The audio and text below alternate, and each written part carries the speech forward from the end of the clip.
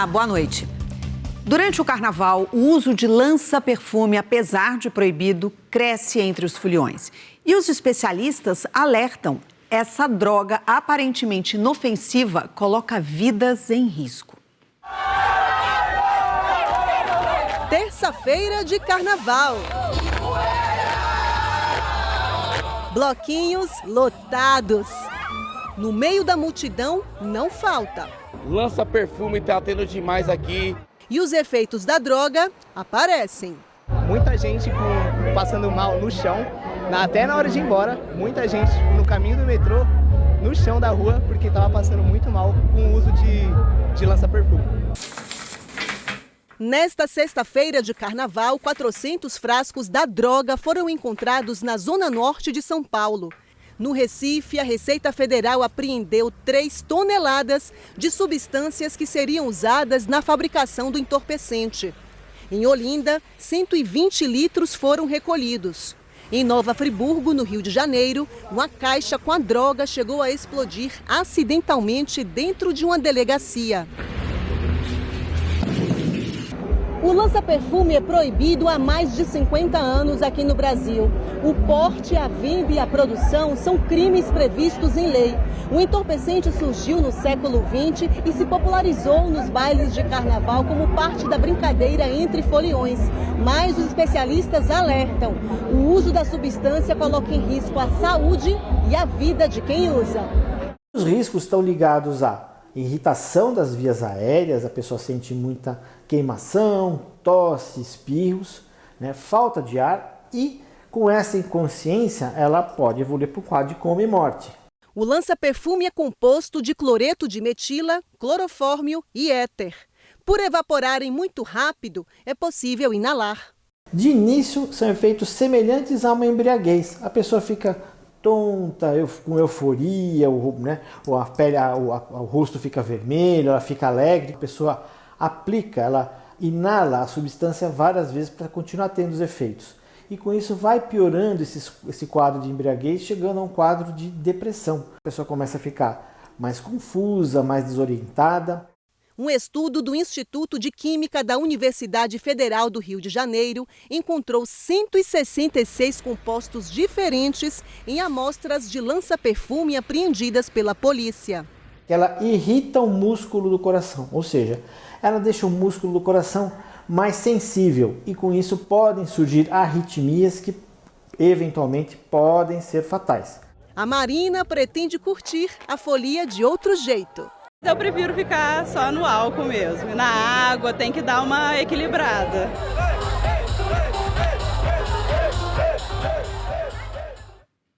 Hoje é terça-feira, 17 de fevereiro de 2026. Veja agora os outros destaques desta edição. Estrutura de parquinho desaba, mata criança e deixa feridos em condomínio na Grande Belo Horizonte. Imagens mostram o momento em que idosa é arrastada pela enxurrada antes de morrer na zona norte de São Paulo. Supremo Tribunal Federal diz que houve acesso ilícito ao sistema da Receita Federal e vazamento de dados dos ministros da Corte. Vini Júnior acusa adversário de racismo durante jogo entre Benfica e Real Madrid pela Champions League. E a festa na quadra da Mocidade, a grande campeã do Carnaval de São Paulo.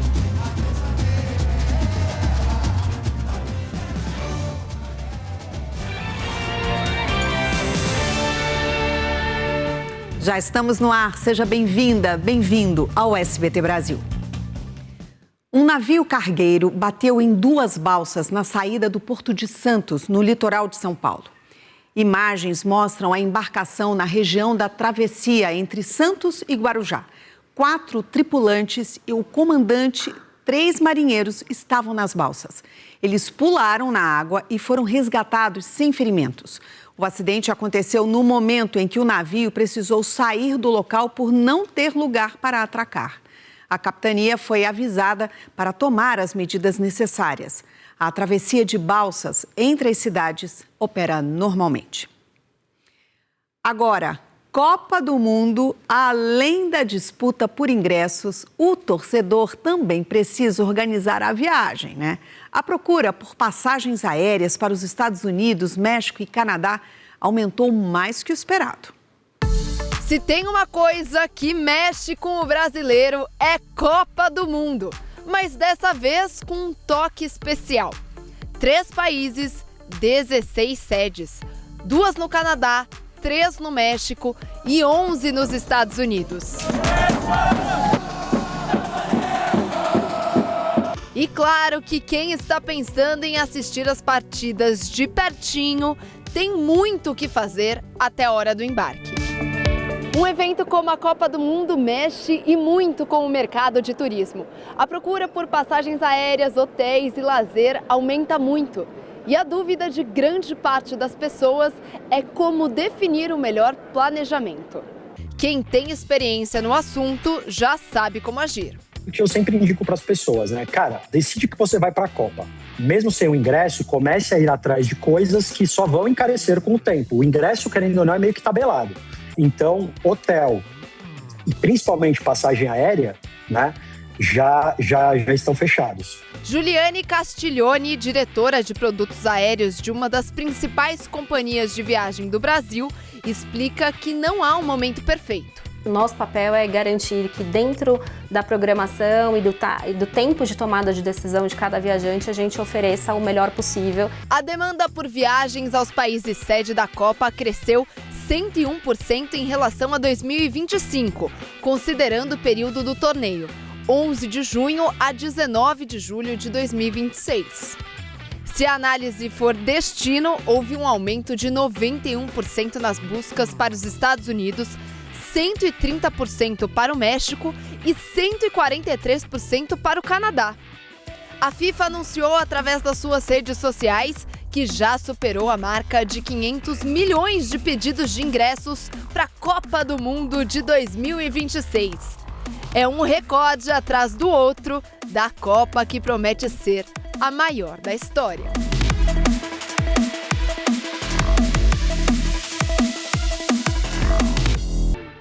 Uma mulher morreu arrastada pela enxurrada após o temporal que caiu em São Paulo na tarde desta segunda-feira. Imagens obtidas em primeira mão pelo jornalismo do SBT mostram quando a vítima se desequilibra, levada pela força da água.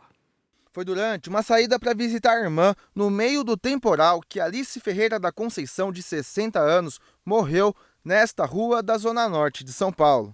Eram 4h40 da tarde desta segunda-feira quando uma correnteza começa a se formar. Repare que um pedestre se abriga em uma das comportas. As imagens obtidas em primeira mão pelo SBT mostram que cerca de 10 minutos depois, o local se transforma em um rio. Alice aparece nas imagens e caminha com a água na altura do joelho, até que num certo ponto da rua se desequilibra, cai e é levada pela força da água. O homem na comporta começa a procurá-la. Alice Conceição ficou presa debaixo deste carro branco. Depois de 8 minutos submersa, um motociclista e o dono do carro, que tentou tirar o veículo, percebem a presença da idosa e o socorro começa. Alice chegou a ser reanimada por equipes de resgate, mas morreu após dar entrada em um hospital da região. Minha tia Alice, que me criou desde os 10 dias de vida, eu e meus irmãos, então eu posso chamar ela de mãe. Foi tão rápido, foi uma situação tão rápida, em meia hora assim, sabe, que acabou com a nossa vida, estragou com nossos planos que a gente tinha. Segundo a Defesa Civil do Estado de São Paulo, com a morte de Alice, sobe para 17 o número de vítimas devido às chuvas deste verão. Moradores da região afirmam que sofrem com problemas de alagamento e enchentes há décadas, onde há uma grande quantidade de córregos que acabam transbordando, principalmente no período chuvoso. Inundou tudo, passava aqui por cima das ilhas do posto, aqui não passava carro, aqui o carro que tivesse estacionado aí levava embora. E sempre alaga aqui essa rua? É só chover daquele jeito, é só chover, isso aqui vira um mar. Alice era querida pelos vizinhos. A partida dela deixa saudades e reforça o medo dos moradores de voltar para casa em dias de chuva. Eu tenho pela minha própria vida, né? E pelas pessoas que passam aqui. Muita pessoa idosa passa, que é um bairro já um pouquinho mais antigo, né? E aí a prefeitura precisaria urgente fazer isso, fazer um trabalho mesmo de revitalização, de mais segurança aqui para a região. Em nota, a Prefeitura de São Paulo lamentou a morte e afirmou que a Defesa Civil e o SAMU não foram acionados para a ocorrência. Informou ainda que desde 2021 já foram investidos 9 bilhões e 300 milhões de reais em obras, serviços, manutenções e intervenções no sistema de drenagem da cidade. Valor que, segundo a Prefeitura, representa mais que o dobro do aplicado por gestões anteriores. Um acidente entre um caminhão e uma van nesta terça-feira deixou 5 mortos em Planaltina, no Distrito Federal, próximo à divisa com Goiás. Por volta das 4 da manhã, a van com 16 passageiros se chocou com a traseira do caminhão na BR-020 em Planaltina, cidade do Distrito Federal. O veículo vinha de Santa Rita de Cássia, na Bahia, e seguia sentido Brasília. A frente do veículo ficou completamente destruída. Já o caminhão teve apenas a traseira danificada. 5 pessoas morreram, 2 mulheres, 2 homens e um menino de 3 anos. 11 pessoas foram encaminhadas para hospitais da região com ferimentos pelo corpo. De acordo com o motorista do caminhão, ele estava em uma velocidade de cerca de 50 km por hora quando sentiu o impacto da batida. O tacógrafo da van apontou uma velocidade de 110 km. A velocidade permitida na via é de 80 km por hora. E um detalhe chamou a atenção: o motorista da van não tinha autorização da ANTT, a Agência Nacional de Transportes Terrestres, para o transporte de passageiros. A gente sabe que ele estava dirigindo há muitas horas, pelo menos há 7 ou 8 horas seguidas, certo? E o relato de testemunhas que ele fez uma breve paragem rápida só para tomar um lanche e aí queria chegar em Brasília. Esse conjunto é que deve ter influenciado no desfecho trágico. Num áudio enviado para a família, o motorista da van, que teve ferimentos na cabeça e uma fratura na perna, mostra preocupação com os passageiros. Eu tô bem aqui, tô machucado. Uma tragédia. Só tô preocupado com os passageiros, que infelizmente, mas eu tô bem. Mãe vai vir pra cá, pai. Não sei o que eu vou fazer da agora pra frente. Acabei com minha vida, velho. Familiares das vítimas não quiseram gravar a entrevista. O motorista do caminhão foi levado para a delegacia e fez o teste do bafômetro, que deu negativo para o consumo de álcool. Veja, a carreta é um veículo muito longo, mais de 20 metros de comprimento, e vinha carregada com uma carga muito pesada. Então é natural que ele não tenha sentido tanto impacto da colisão da van. Ele fala apenas que percebeu ali levemente, percebeu que alguma coisa estava errada, parou imediatamente a carreta, desceu. Quando chegou na parte traseira da carreta, se deparou com a van destruída. Somente a perícia da Polícia Civil vai apontar as causas do acidente. Familiares e amigos se despediram hoje do cantor gospel de 39 anos, vítima do naufrágio de uma lancha de transporte em Manaus. Ele foi a 3ª vítima confirmada. Outras 5 estão desaparecidas. A despedida de Fernando Grandez em Manaus foi marcada por comoção. O cantor gospel estava a caminho de outra cidade para uma apresentação quando foi vítima do naufrágio. Ele estava indo para Nova Olinda do Norte para justamente louvar a Deus e aconteceu essa trágica situação onde teve esse naufrágio, Mas ele estava indo sim fazer uma missão que ele gostava muito, sempre estava nos interiores, sempre estava quando tinha algum convite, por quê? Porque ele cantava, ele era levita. Então, ele amava fazer isso. O corpo de Fernando foi encontrado a 10 quilômetros do local do acidente. A lancha de transporte naufragou na sexta-feira, após sair de Manaus com destino a Nova Olinda do Norte. 71 pessoas foram resgatadas com vida, segundo os bombeiros. Além de Fernando, outras 2 pessoas já foram enterradas. 5 permanecem desaparecidas. É daqui deste posto, no Porto de Manaus, que as equipes saem toda manhã e só retornam no final do dia. São 88 bombeiros e 5 lanchas. Os agentes se revezam na área onde ocorreu o acidente para encontrar desaparecidos dessa tragédia. Já lançamos uma patrulha fluvial a mais de 100 quilômetros do ponto do naufrágio, lá na região da Calzônia, considerando que há possibilidade de essas vítimas desaparecidas estarem já bastante a bastante distância do ponto do naufrágio. O comandante da lancha foi preso em flagrante no porto da capital, onde estava com outros sobreviventes. Após o pagamento de fiança, foi colocado em liberdade e responderá por homicídio culposo, quando não há intenção de matar. A Justiça solicitou prisão preventiva do piloto ainda no sábado, mas desde então ele está foragido. Vejam que tragédia. Uma menina de 10 anos morreu e outras 4 crianças ficaram feridas em um desabamento de parte de um parquinho em Vespasiano, na Grande Belo Horizonte. Um pergolado, ou seja, uma estrutura de madeira usada para plantas, se quebrou e despencou sobre 5 crianças. O acidente aconteceu na tarde desta terça-feira em um condomínio. Lohane Rebelo, de 10 anos, morreu no local. Outras crianças foram retiradas dos escombros. Uma delas teve um trauma no quadril e uma lesão na coluna. As outras, apenas ferimentos leves. A empresa responsável pela construção da estrutura ainda não se pronunciou. Segundo o pai, a madeira estava apodrecida. A Polícia Civil faz uma perícia no local. Vamos para Salvador, que chega ao último dia com apresentações de grandes nomes neste carnaval, como Bel Marques, Cláudia Leite, Léo Santana e Timbalada. Então vamos para a capital baiana, que eu quero saber do Alex Silvestre como é que está o clima por lá. A gente está dizendo que é o último dia, mas a gente sabe que em Salvador não é bem o último dia, né? Conta pra gente, Alex, você está no chão hoje, desceu aí do trio, hein? Oi, Simone, boa noite pra você e pra todo mundo. Eu tô na pipoca. Quero te mostrar primeiro o tamanho desse mega trio. Ih, ele passou, olha lá. Mas o trio é gigantesco. Eu arrisco dizer que ele tem uns 50 metros aqui. Olha só o tamanho dessa pipoca. Agora, é um misto de alegria com tristeza. Isso porque a quarta-feira é ingrata, põe ingrata nisso. Ela está se aproximando. Na quarta-feira tem um arrastão, viu?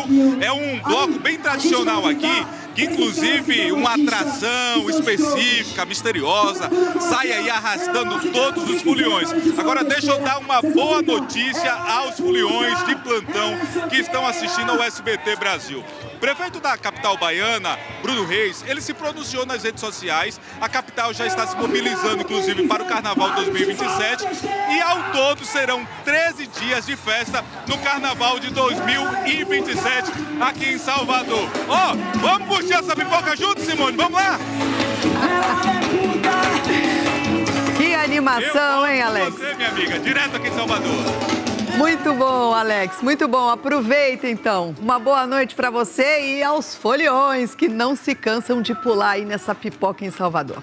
A gente ainda vai falar nessa edição mais sobre carnaval, mas antes, o presidente Lula embarcou hoje para uma viagem à Índia e à Coreia do Sul, com foco em acordos estratégicos, ampliação do comércio e cooperação em tecnologia. A agenda acontece em meio à disputa global por minerais críticos e ao avanço da inteligência artificial.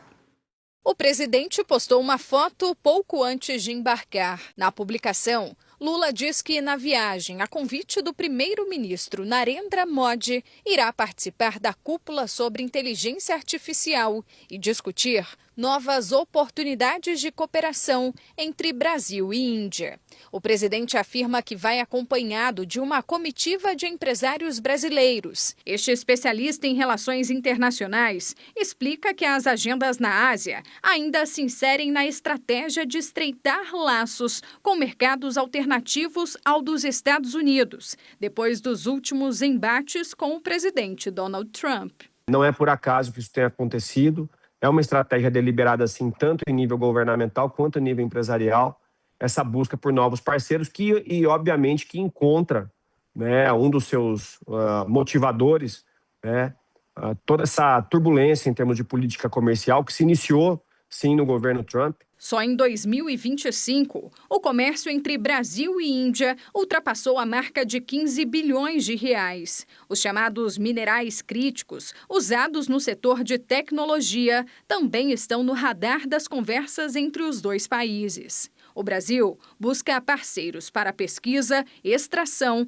e processamento. Hoje é a nova corrida, né, em termos de intensidade tecnológica para diversos países que não têm essas cadeias não só formadas, mas que também não tem nenhum insumo, muitos não têm nenhum insumo específico, então procuram de alguma forma se abastecer desse insumo.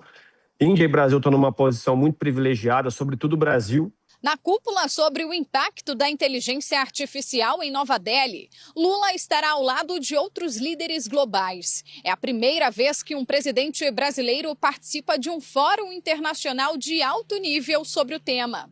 Um dos principais desafios é como regulamentar o uso da inteligência artificial, sem comprometer o desenvolvimento tecnológico. A preocupação inclui o uso de ferramentas como os deepfakes, os vídeos manipulados e os impactos disso nas democracias. O desafio é você tentar encontrar uma maneira de regulamentar tudo isso, ao mesmo tempo em que você permite que o desenvolvimento tecnológico para fins positivos, para fins democráticos, ele continue a acontecer. Sobre a visita à Coreia do Sul, este professor de Relações Internacionais destaca a necessidade de fortalecer o potencial brasileiro em minerais estratégicos com a sofisticação tecnológica coreana. Nós temos aqui a base da indústria de inteligência artificial, que são essas terras raras, esses minerais críticos, e a ponta, que é a sofisticação que a Coreia do Sul representa, que é o desenvolvimento de semicondutores de alto valor agregado, que, por sua vez, são aqueles que servem para a produção de aplicativos de inteligência artificial.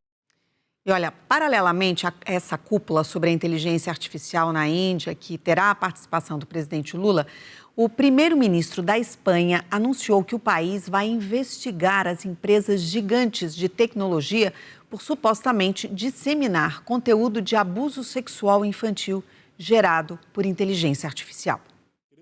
Pedro Sanches ordenou que promotores investiguem a Meta, o X e o TikTok sob acusação de espalhar materiais de pornografia infantil produzidos por inteligência artificial. Segundo o primeiro-ministro espanhol, essas empresas, chamadas Big Techs, estão prejudicando a saúde mental, a dignidade e os direitos das crianças. No início deste mês, a Espanha anunciou uma proposta de proibição das redes sociais para menores de 16 anos. 4 servidores públicos federais foram afastados das funções nesta terça-feira. A suspeita é de terem acessado e vazado dados fiscais sigilosos de ministros do Supremo Tribunal Federal e familiares. Os servidores afastados foram alvos de uma operação da Polícia Federal na manhã desta terça. Agentes cumpriram mandados de busca e apreensão nos estados de São Paulo, Rio de Janeiro e Bahia. A suspeita é de que os servidores, tanto da própria Receita Federal quanto cedidos por outros órgãos, tenham violado o sigilo funcional, acessado ilegalmente informações fiscais de ministros do STF e familiares e ainda vazado os dados. Por ordem do STF, além dos afastamentos, os investigados passarão a utilizar tornozeleira eletrônica e estão proibidos de acessar os prédios da Receita Federal e do Serviço Federal de Processamento de Dados, o SERPRO. Passaportes também foram cancelados e os servidores tiveram os sigilos bancário, fiscal e telemático quebrados. A Polícia Federal ainda tomará os depoimentos dos servidores atingidos pela operação desta terça. Os agentes querem descobrir se os envolvidos, além de supostamente terem acessado ilegalmente dados fiscais de autoridades, também venderam informações vazadas. Segundo a Receita Federal, antes mesmo dessa operação, uma auditoria interna foi aberta para apurar as suspeitas. O procedimento, de acordo com o órgão, investiga se ocorreram desvios no acesso a informações fiscais de ministros do Supremo e parentes deles nos últimos 3 anos. O pente fino realizado pela Receita Federal foi ordenado pelo ministro Alexandre de Moraes dentro do inquérito das fake news. Em meio à crise do Banco Master, foi revelado que a esposa de Moraes, a advogada Viviane Barsi, mantinha um contrato milionário de prestação de serviços jurídicos com a instituição liquidada. Este professor chama atenção para a falta de foro por prerrogativa de função dos servidores públicos, já que eles não integram o rol de autoridades que devem ser julgadas pelo STF. que o Supremo tenha adotado essa postura de investigar fatos que não dizem respeito à sua competência constitucional. E, mais uma vez, isso se revela numa situação na qual o ministro, considerado como vítima, investigador, toma iniciativas de ofício. No caso de um ministro vítima de um crime, seria no juiz de primeiro grau. Rubens Bessiac, professor de Direito Constitucional da USP, defende a apuração rigorosa sobre o vazamento de dados de ministros. Do ponto de vista do que o Supremo pode ou não investigar, ele tem esse poder de iniciar inquéritos, pode iniciar de ofício e, realmente, quando tem uma denúncia dessa natureza, há que se investigar, porque já tem o nome de algumas pessoas que teriam tido seus sigilos violados e isso é muito grave. Se tiver o sigilo violado fora de uma determinação judicial, é algo para se investigar. Em Santa Catarina, a luta contra o cyberbullying ganhou uma aliada tecnológica. Pesquisadoras desenvolveram um jogo que ajuda os jovens a identificarem os perigos do mundo digital. A ideia inicial surgiu ainda durante o período da pandemia, quando a vigilância aos crimes no mundo digital foi ampliada. A gente começou a ver o quanto a internet estava interferindo, né, em todas as decisões, em tudo que estava acontecendo no contexto que a gente vive. No começo, o projeto previa a criação de uma cartilha com dicas e orientações aos estudantes de como agir diante de possíveis casos de abusos ou exposição de imagens indevidas.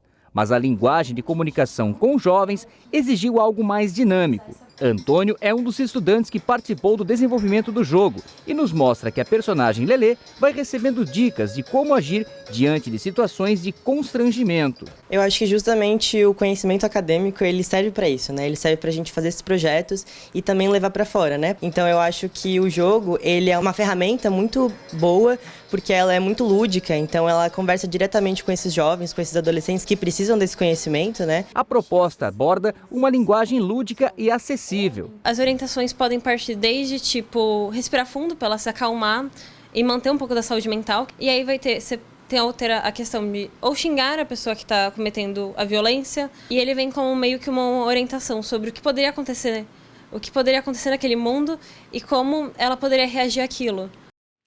As ações na justiça por erros médicos em cirurgias cresceram em todo o país. No ano passado, foi registrado, em média, um processo a cada 7 minutos. Deveria ser uma cirurgia simples, colocar próteses nas mamas. Mas vieram complicações graves. Luciene ficou paraplégica, surda e perdeu 70% da visão. Eu falei, vou fazer os exames, levei, estava tudo ok. Tudo perfeito, meus exames. Eu falei, não tem risco de morrer não, né? Aí ela falou que não, mas também não disse que tinha risco de ficar assim. Ela luta por uma reparação por danos materiais, estéticos e morais. Foi o que mais de 70 mil pessoas em todo o país fizeram no ano passado. Entraram na justiça para pedir indenização por erros médicos em cirurgias. Aqui no estado do Rio de Janeiro, o número de novas ações aumentou bem acima da média nacional. São 15 por dia. Além de sequelas relacionadas aos procedimentos, as principais queixas são materiais deixados no corpo, como pinças, cirurgias realizadas no órgão errado e até em outro paciente. Falhas graves que têm origem em uma série de fatores, diz a representante da OAB.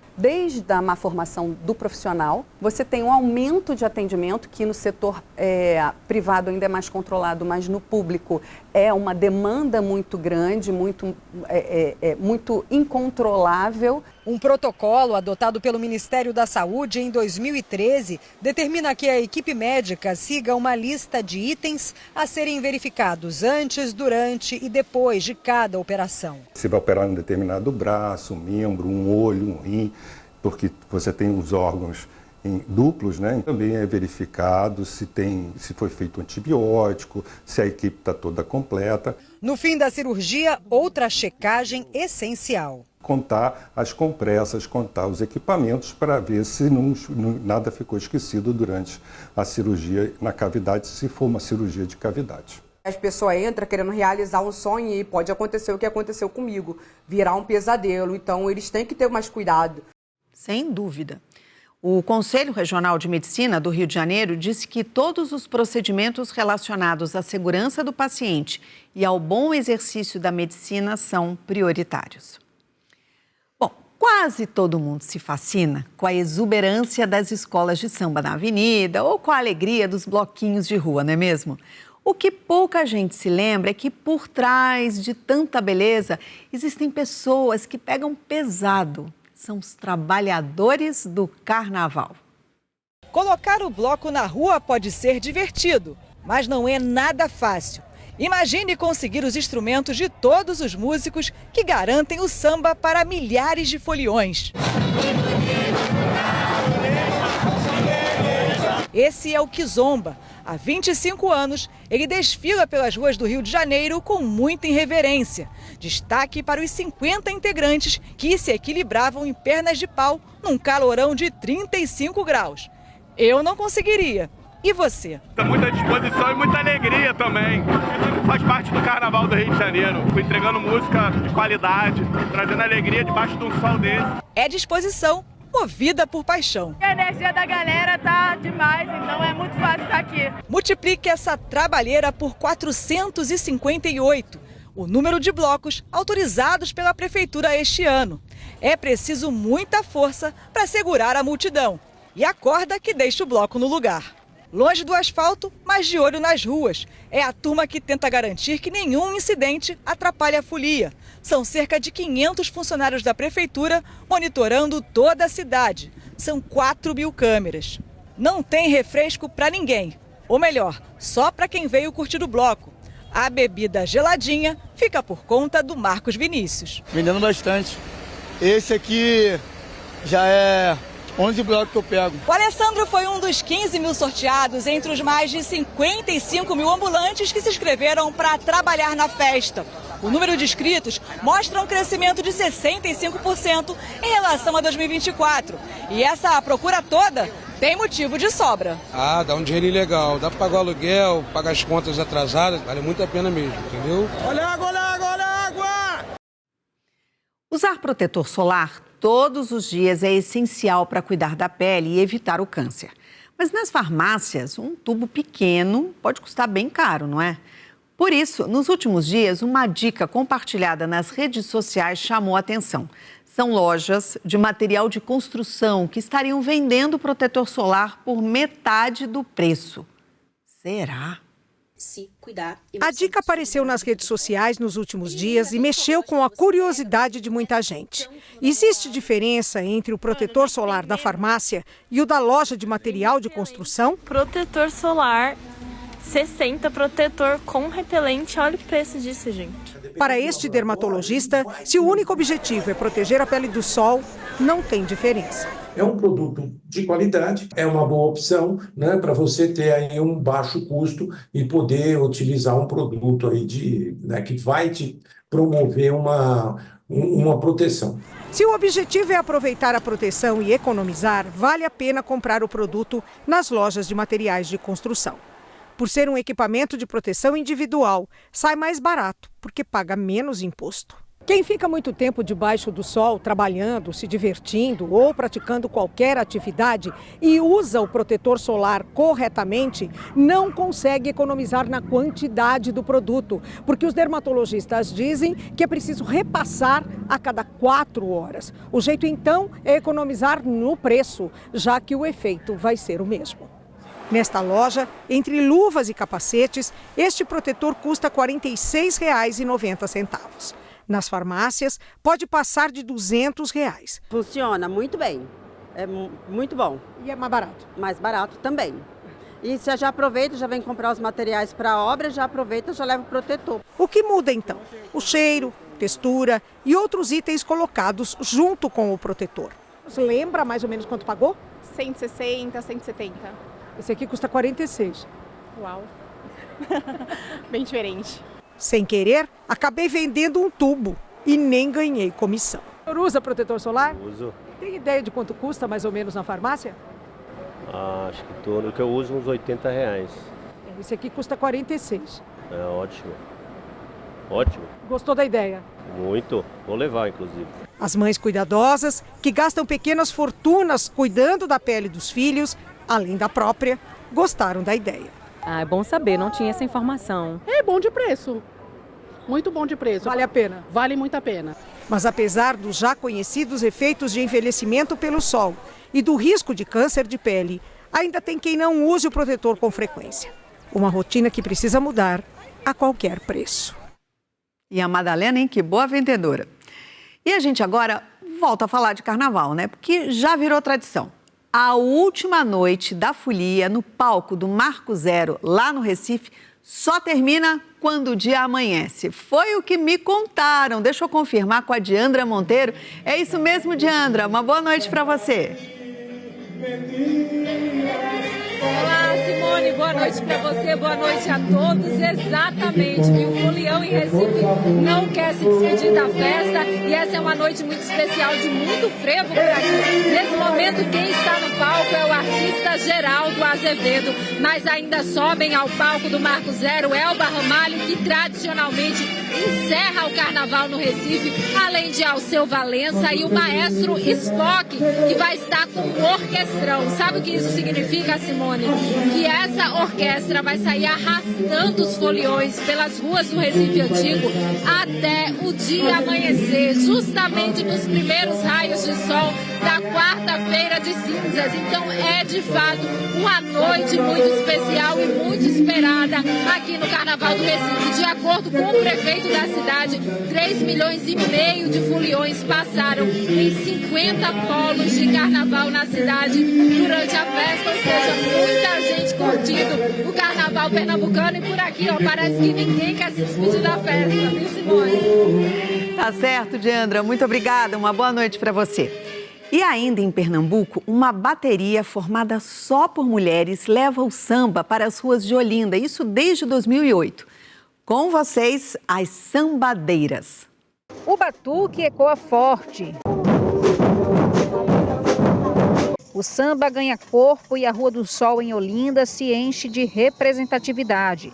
No meio da multidão, o bloco chama a atenção, não apenas pelo ritmo contagiante, mas pela força simbólica. As Sambadeiras, grupo formado exclusivamente por mulheres. A gente surgiu em 2008, né?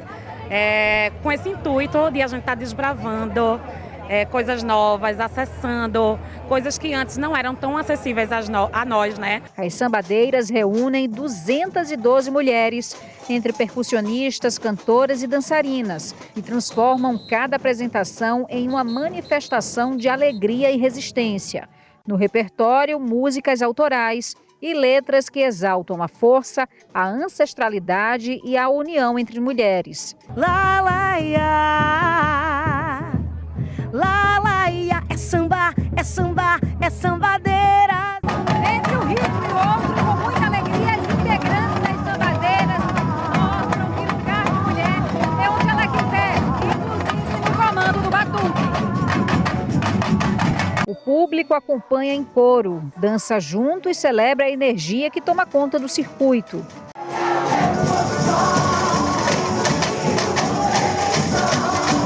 À frente da bateria, Isabelle Soares, que desfila com o grupo há 14 anos. A gente luta por quem já lutou tanto por a gente estar aqui, por a gente ocupar esse espaço, nesse ambiente que é tão pesado, o machismo. Mais do que um grupo criado em 2008, as Sambadeiras é movimento e acolhimento. Muitas das integrantes tiveram ali a primeira oportunidade de tocar um instrumento ou se apresentar em público. Eu me vi novamente inserida num grupo. Inserida num grupo e eu achei maravilhoso. Entre tamborins e sorrisos largos, as Sambadeiras reafirmam: o samba também é feminino, plural e potente.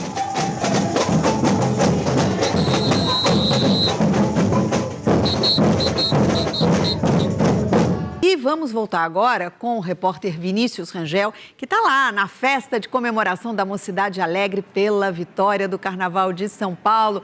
É com você, Vini, como é que está a festa por aí? Olha, Simone, a festa parece que não tem fim, viu? O pessoal que gosta de gritar o título para todo mundo ouvir. E ao meu lado tá aqui a Aline Oliveira, a rainha da bateria da Mocidade, que levou, claro, conduziu a bateria por toda a quilometragem ali do IMB. Aline, primeiramente, parabéns pelo título. E como que é pisar aqui dentro agora da quadra, carregando mais um título, 13º? Nossa, gente, obrigada. É um alívio enorme, é uma sensação de dever cumprido, um trabalho de um ano inteiro colocado na avenida com um enredo tão forte, tão potente. E o caneco tá no limão. Agora a gente fica assim, ó, a gente já tá ótima. Só curtir agora, comemorar no Distrito das Campeãs e mais leve ainda. E é isso. Agora, Aline, é importante lembrar, tem uma cena que marcou muito o desfile da Mocidade, foi quando você pegou aquele bandeirão de todo tamanho e saiu alastrando para um lado e para o outro. Como é que é você carregar tudo isso? Que eu imagino que você tem dentro de você algo que é intrínseco, né? Algo que é seu. E conduzir uma bateria, representar uma escola de samba tão tradicional quanto a Mocidade tem uma responsabilidade muito grande, né? Muito grande, eu falo isso sempre. Eu falo até repetitivo, mas não tem como não ser. É uma responsabilidade grande, o desafio a cada ano é muito grande, mas a gente busca estudar e evoluir para trazer o melhor para a avenida. E esse ano a cereja do bolo da nossa bateria Ritmo Puro foi a nossa bandeira elevada, sem dúvida nenhuma. Foi muito treino também, tá? Porque, ó, vou falar para vocês, é pesado. Aline, eu tô vendo que a bateria já tá se aquecendo. Vamos aquecer também e a gente terminar com uma imagem sua, fazendo o que você faz de melhor, conduzir bem o samba na ponta dos pés. Com certeza é pra já. É isso, Simone. A gente segue aqui da quadra com imagens da nossa rainha da bateria da Mocidade, Aline Oliveira. Belíssima, né, Simone? Sem dúvida. Muito obrigada, Vinícius, e parabéns para a Aline e para todos os componentes da Mocidade Alegre. Pela Liga dos Campeões da Europa, o Real Madrid venceu o Benfica fora de casa com um gol de Vini Júnior. Mas o que chamou a atenção foi, mais uma vez, um caso de racismo denunciado pelo próprio atacante brasileiro. Só que, antes de falar com o Mauro, eu vou chamar o repórter João Venturi, lá, ao vivo, direto de Lisboa, que tem todos os detalhes dessa partida. Uma boa noite para você, Venturi. Bom, não tem como falar desse jogo, infelizmente, sem citar esse lamentável episódio. Já tem repercussão após a partida?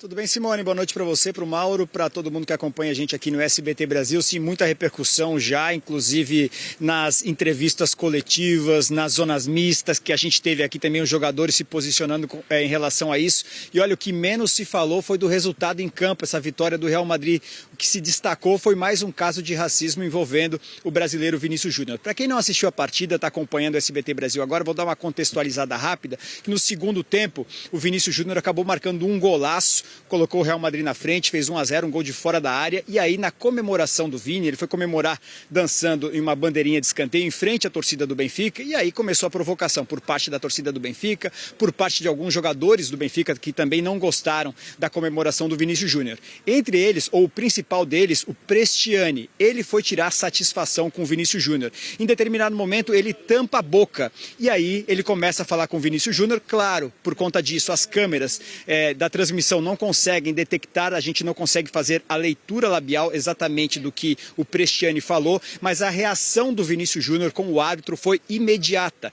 É isso que chama a atenção, não só do Vinícius, mas de outros jogadores também. O caso de Mbappé ficou muito indignado com essa posição, né? Essa maneira que o Prestiani acabou reagindo. Depois do jogo, Simone, muita confusão no túnel que dá acesso aos vestiários, entre o campo e o vestiário, muita confusão envolvendo jogadores das duas equipes, as comissões técnicas também. A segurança teve muito trabalho para conseguir separar jogadores, comissão técnica, porque a confusão realmente tomou conta. Essas imagens não foram transmitidas, o sinal da transmissão já havia sido interrompido, só quem viu isso mesmo é quem estava no túnel de acesso, ou seja, jornalistas que tinham que passar por aquela região, jogadores, enfim, quem estava envolvido nessa confusão foi que acabou presenciando. Depois, na zona mista, o Mbappé, que é um dos líderes desse time do Real Madrid, e eu acho que o cara que mais ficou indignado com esse posicionamento de racismo, mais um caso de racismo, foi ele quem parou como um representante do time para falar com jornalistas. E o Mbappé disse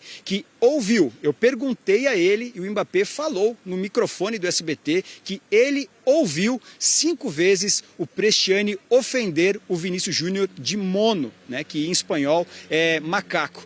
Ele disse que o jogador do Benfica, número 25, que eu não vou nem falar o nome dele porque ele não merece, ele precisa ser banido da Champions League, ele não pode jogar esse campeonato pela essa posição, esse posicionamento que ele tem. Enfim, muita indignação por parte do Real Madrid, se posicionou contra o Bresciani e agora cabe à UEFA analisar novamente todas as imagens e a gente vai aguardar para saber se haverá de fato alguma punição ou não.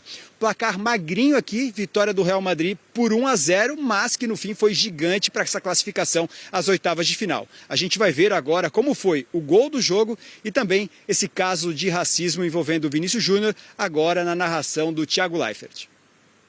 Álvaro Carreiras do lado dele, Vini também, Vini Júnior, golaço! Golaço! Gol!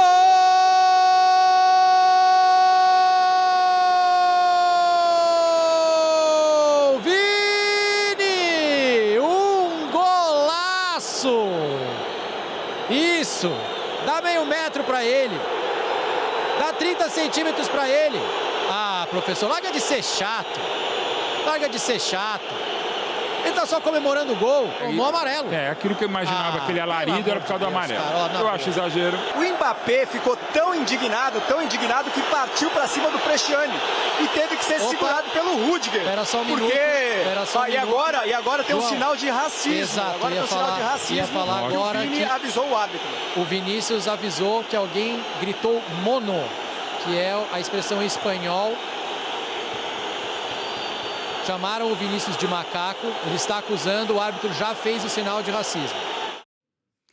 Agora sim, a gente volta a conversar com o Mauro Betti. Bom, Mauro, primeiro vamos falar de mais essa acusação de racismo no futebol. Eu já perdi as contas de quantas vezes só o Vini Júnior já foi ofendido dessa forma. Será que não aprendem? Na Europa, principalmente, isso acontece recorrentemente, né? É isso, Simone, é o Muhammad Ali do futebol. Muhammad Ali, Cassius Clay, foi um grande batalhador pelos direitos dos negros, dos direitos civis naquela América convulsionada, no planeta convulsionado, foi o mais corajoso. E o Vini há muito tempo é corajoso, que nem sempre companheiros de Real Madrid o ajudam, a instituição Real Madrid ajuda, a Liga Espanhola não está nem aí. Ele teve momentos em que apareceu o boneco do Vinícius Júnior nas ruas de Madrid, num viaduto enforcado. Sim, eu lembro cena dessa de Ku Klux Klan, coisas horrorosas. O da música Strange Fruit, da Billie Holiday, procurem saber. Que, evidentemente, quem faz isso não sabe absolutamente nada.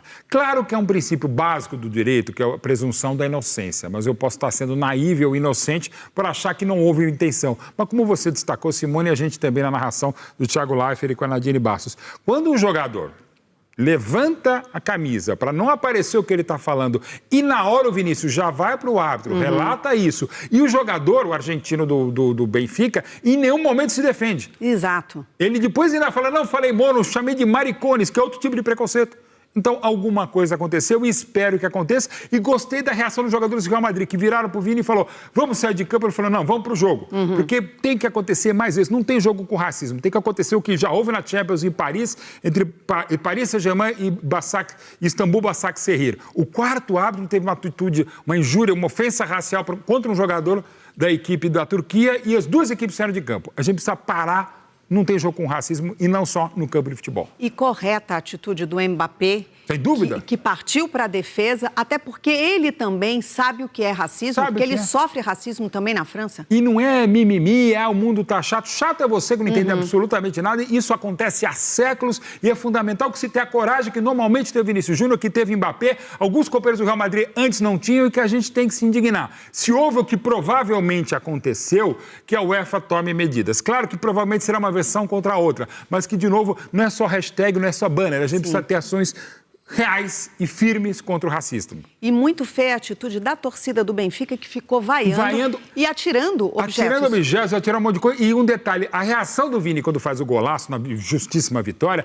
é porque desde o começo do jogo ele era vaiado. E lembrando que o Benfica não é isso, a torcida benfiquista não é isso, até porque os maiores jogadores da história do Benfica, Eusébio e Coluna, são pretos de Moçambique, na época que Moçambique era uma colônia portuguesa até 75. Então não tem isso. Luizão foi um senhor zagueiro e também diretor técnico há 2 anos, brasileiro, também preto, não é do Benfica e do benfiquista. Porém, quando há atos como esse de injúria racial, a gente tem que entrar duro. Sim. Agora, Mauro, agora há pouco, o Vini Júnior se manifestou sobre o episódio de racismo no jogo contra o Benfica. Pelas redes sociais, o Vini escreveu que racistas são, acima de tudo, covardes, mas que têm a proteção de outros que deveriam puni-los. Afirmou ainda que nada do que aconteceu hoje é novidade na vida dele. Por fim, afirmou que não gosta de aparecer em situações como essa, ainda mais depois de uma grande vitória. Ele tem toda a razão, né? Toda a razão, Vinícius Júnior merece todo o apoio do mundo do futebol e muito além do futebol, da vida, que é uma questão de humanidade. E, gente, não é político, não é nada, é de humanidade. E esse de hoje é mais covarde ainda do que os outros, né? Com certeza, que ele tapa a boca e muito provavelmente falou o que falou e se diz, não falei que era mono, macaco, eu falei que era maricones, que era homossexual, isso já é preconceito. Não tem o que dizer, é apenas lamentar, se foi isso mesmo que ele falou.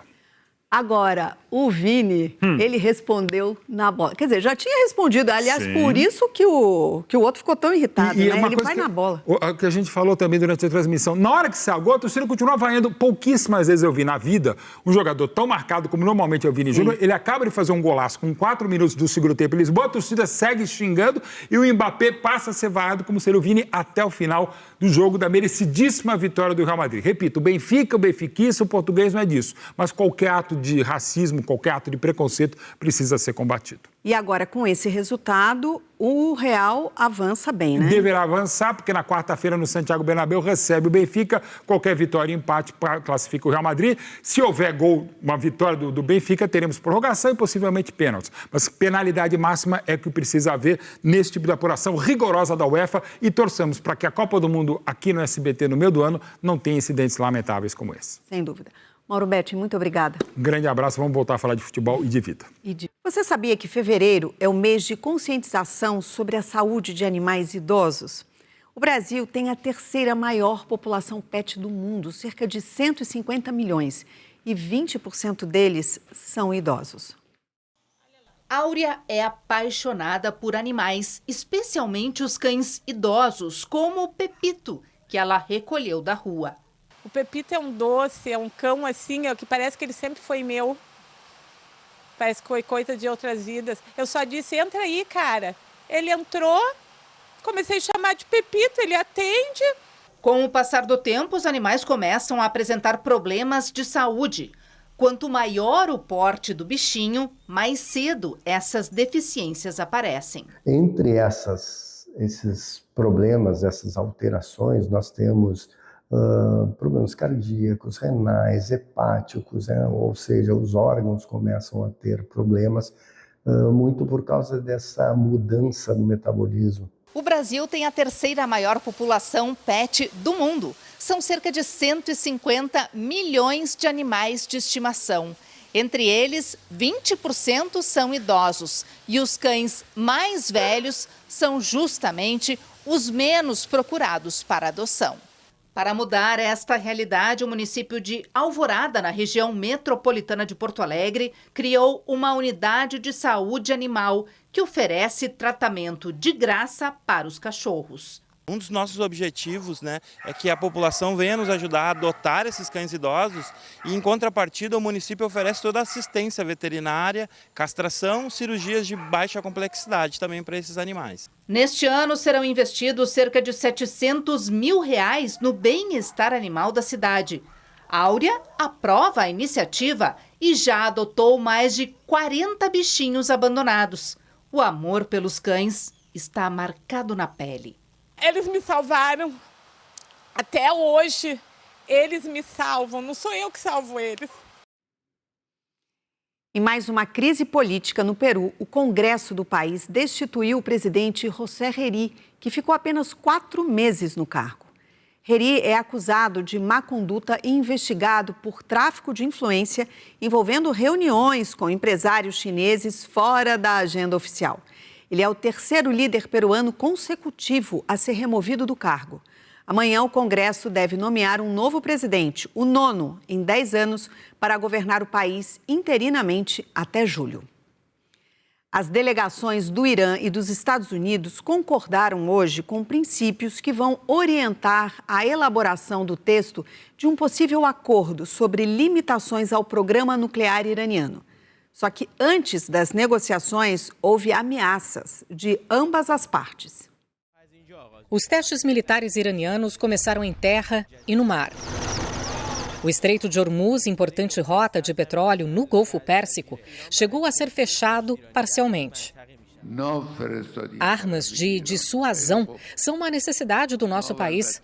Os norte-americanos estão interferindo neste assunto sem motivo. Eles falam, vocês podem ter este ou aquele míssil e nada mais. O que isso tem a ver com eles? Isso é uma preocupação do Irã, disse o líder supremo iraniano. Ali Khamenei subiu o tom e ainda afirmou que, se os Estados Unidos usarem a força mais uma vez, eles vão provocar uma guerra regional. Vamos seguir conversando. Se não chegarmos a um acordo, daí veremos se ele está certo ou não, disse Trump em resposta ao líder do Irã. Em Genebra, na Suíça, os enviados de Washington tiveram mais uma rodada de conversas com os iranianos sobre limitações do programa nuclear do país do Oriente Médio, ainda sem efeitos práticos. Em tom otimista, o ministro das Relações Exteriores do Irã disse que as reuniões foram construtivas e que as delegações concordaram com uma série de princípios que vão orientar a elaboração do texto de um possível acordo. São duas frentes: a tentativa de um acordo diplomático para que o Irã pare a produção e a importação de certas armas e a pressão militar. O Departamento de Guerra confirmou o envio de mais navios e helicópteros do Exército, mas não bate o martelo sobre um novo ataque ou ofensiva. Nas ruas da capital iraniana, expectativa. Espero que as negociações floresçam, porque a pressão de países vizinhos pode prevenir esta guerra de acontecer, disse Mohammad. Sassan, professor da Faculdade de Estudos Mundiais da Universidade de Teherã, analisa que há falta de confiança dos dois lados e diz que tanto Estados Unidos quanto Irã precisam negociar com os pés no chão para se afastar de ideias de dois líderes que estão longe da realidade. E 2 pessoas morreram e outras 3 ficaram feridas depois que um atirador invadiu uma partida de hóquei no gelo no estado de Rhode Island. O ataque aconteceu durante um campeonato disputado por jovens de escolas próximas.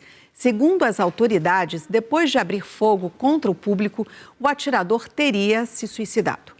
As causas do crime ainda estão sob investigação, mas a polícia trabalha com a hipótese de que os alvos seriam integrantes de uma mesma família que estavam no local.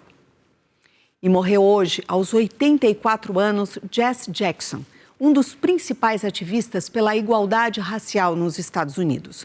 O pastor ganhou destaque como aliado de Martin Luther King na luta pelos direitos civis da população negra americana. Nascido em 1941, em um país ainda segregado, ao longo da vida, Jackson atuou em negociações diplomáticas, missões humanitárias e campanhas contra a discriminação racial. Também concorreu 2 vezes à presidência dos Estados Unidos. Diagnosticado com Parkinson em 2017, ele estava hospitalizado desde novembro do ano passado. E com toda a luta dele, nós vimos hoje uma cena lamentável, como nós mostramos lá em Lisboa, no futebol. Mudando de assunto, o Ano Novo Lunar Chinês, o Ano do Cavalo de Fogo, começou oficialmente hoje. Entre as muitas celebrações, uma se destacou: a apresentação de robôs humanoides, que mostraram talento para as artes marciais e capricharam nos movimentos do Kung Fu. Foi um verdadeiro show de coreografia, precisão, força e até flexibilidade, digamos assim. Movimentos coordenados, saltos, o uso de bastões e até de espadas. Tudo minuciosamente desenvolvido com a ajuda de especialistas em artes marciais. Humanos, é claro. Para quem tem medo desse tipo de inovação, vai ser cada vez mais difícil resistir e lutar contra o avanço da tecnologia. Que legal! E se você perdeu ou quer rever alguma reportagem, tá tudo lá no nosso canal no YouTube e também no nosso site, o sbtnews.com.br. Muito obrigada pela sua companhia. Uma ótima noite de terça-feira e a gente se vê amanhã. Tchau!